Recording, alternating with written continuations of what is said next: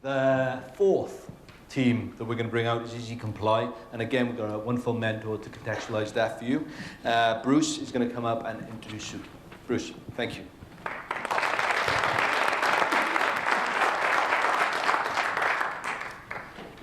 It's my very great pleasure to introduce EasyComply.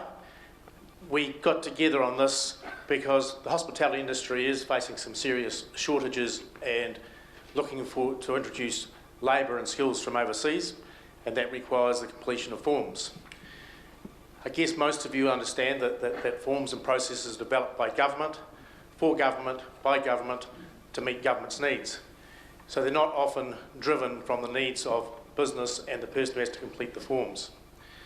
So EasyComply have been working to make that easier for the people completing the forms.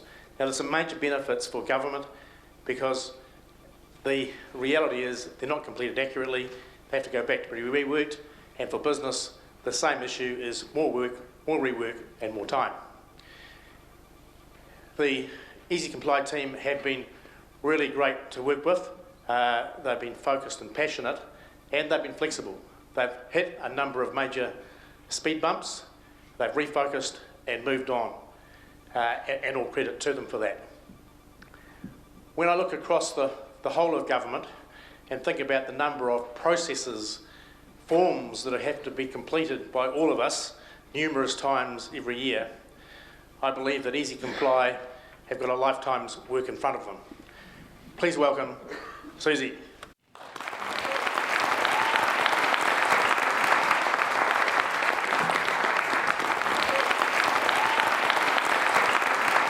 Thank you, Bruce.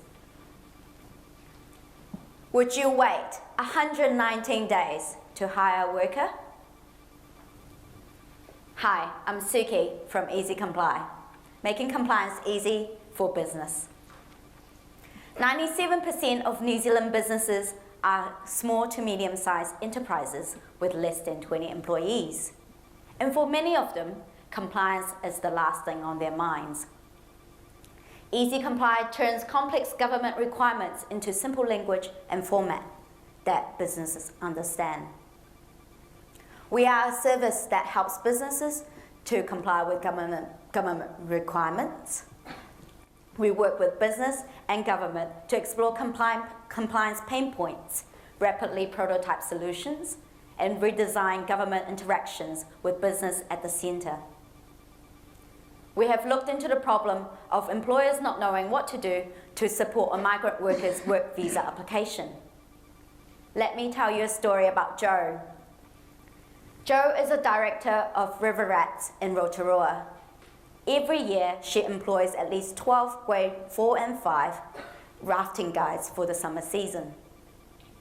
Jo wanted to employ Gasper, a Slovakian who has worked for her last year on a working holiday visa. In order to support Gasper's work visa application, Jo had to fill out the employer supplementary form. Jo found the form rather confusing, especially the part relating to the Australian and New Zealand standard classification of occupations, and she was also unclear about what is being asked of her to show a genuine attempt to recruit a New Zealander. It took Jo 6 weeks to submit the required information to Immigration New Zealand. 3 weeks later, Immigration New Zealand requested further information from Jo relating to a newspaper advert. Immigration New Zealand did not consider Jo's earlier advertisement on the Rafting New Zealand website to have met the test of showing a genuine attempt to recruit a New Zealander. So Jo had to re-advertise, and she did, and no one responded to, which took another 4 weeks. After Jo had submitted the additional information, Immigration New Zealand took 4 weeks to come to the visa decision. In total, that is 119 days. The 4 months of toing and froing between Jo and Immigration New Zealand was fairly painful, according to Jo. It resulted in uncertainty for Jo's business, as she did not know if she had enough staff for the coming season, Gasper losing a few months of wages and other work opportunities, and Immigration New Zealand having to handle Gasper's application multiple times.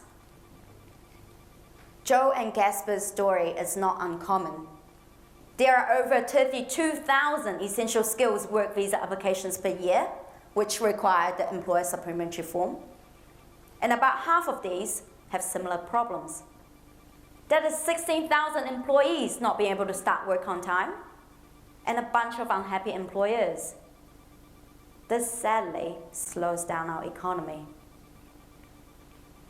During the ANA Accelerator, we dug deep into this problem using the Lean Startup methodology.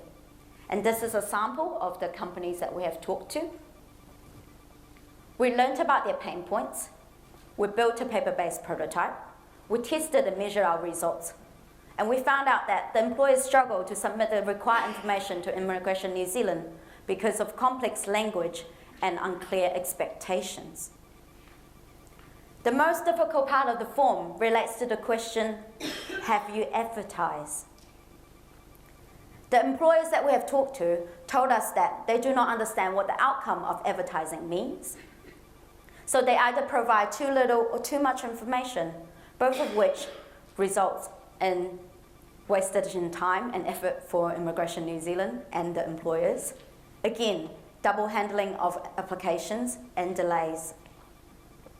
Employers have suggested to us that simple language and help in context will help them to fill out the form with confidence. And this is an example of how it can be done. And we've tested this through a paper-based prototype with our employers. As you can see, the outcome of advertising question can be further broken down into parts to get employers to really explain why they chose the migrant worker in front of New Zealanders. And if employers get stuck, they can access a number of help functions on the right-hand side through video assistance, FAQs, and real-time online support. We've discussed this approach with Immigration New Zealand and proposed a 4-month pilot to further prototype the customer-centric employer supplementary form. Immigration New Zealand have told us that while they like the idea of redesigning forms, this is not the right time for them, as they're undergoing a major change program called Vision 2015. Immigration New Zealand has requested us to share our learnings with them, and we will, around developing forms from an employer's perspective. We recommend Immigration New Zealand to take our learnings forward and consider taking an end-to-end forms process project into the next accelerator. So you might ask, who are the amazing people behind this project? We've got Victoria McEwen on the left, who is a senior business analyst in MB with a focus on delivering change. We've got Julian in the middle, an experienced entrepreneur with service design and development background. And I am a people enthusiast with a background in policy advice, law, and consulting. EasyComply focuses on making compliance easy with business at the center. We've looked into the problem of employers not knowing what to do to support their migrant workers' work visa application. We dug into this problem real deep and found a solution. We would like to thank everyone that has supported us along the way, especially the businesses that are in tourism and hospitality sectors and Immigration New Zealand. We're very grateful of the accelerator as well. The Lean Startup methodology, we see that it can be applied in and outside of the accelerator setting. And one last thing from me, I encourage all of you to think and do things a little differently today. May it be sitting at a different desk or brushing your teeth with the other hand. Lean into that discomfort because it means that you're growing and learning, even though it might be a little scary or unfamiliar to start with.